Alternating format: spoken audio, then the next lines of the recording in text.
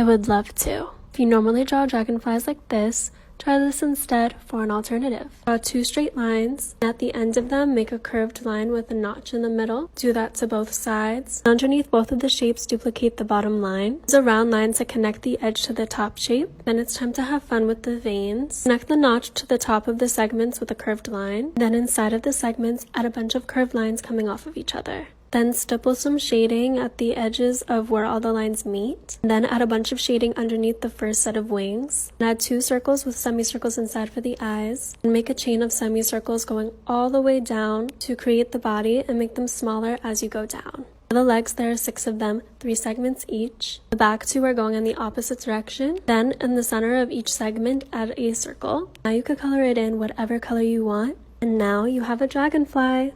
Yes, of course. This is how you normally draw a jellyfish. Try this for an alternative. Draw a dome shape with ridges at the bottom. Connect each ridge with a line going to the top. Add a duplicate shape surrounding the dome. Decorate the inside however you want. Then just add ruffles and some tentacles coming out the sides.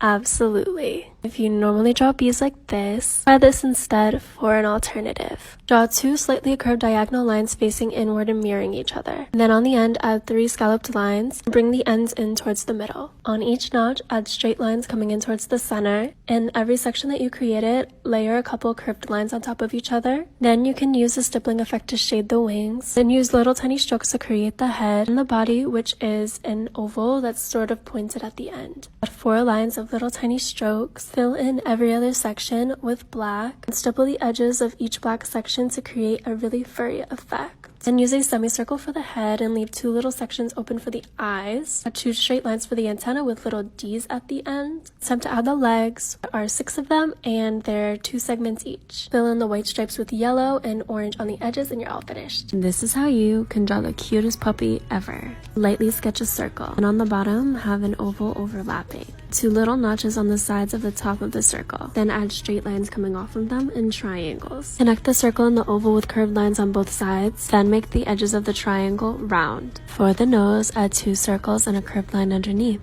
Make a straight line coming from the tip of both ears and add 2 circles in the center. Turn the circles into sort of lemon shapes. Leave 2 little spots where the highlights are going to be. Make a straight line right underneath the nose. Connect it with another straight line. Then just outline everything with a pen and it's time to add details. This was actually a custom tattoo piece from one of my clients, so I made it look just like her dog. Did some stippling around the nose. For the fur, I just added a bunch of straight lines on top of each other. Thank you so much to my client for the order.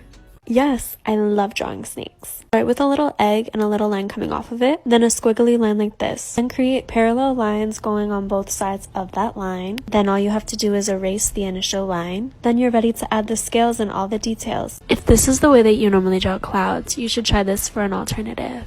Make a line of curves made up of varying sizes. Then layer some more in front and behind it. Make the bottom of the cloud generally flat, and then you can add some swirly shapes coming off of some of the curves.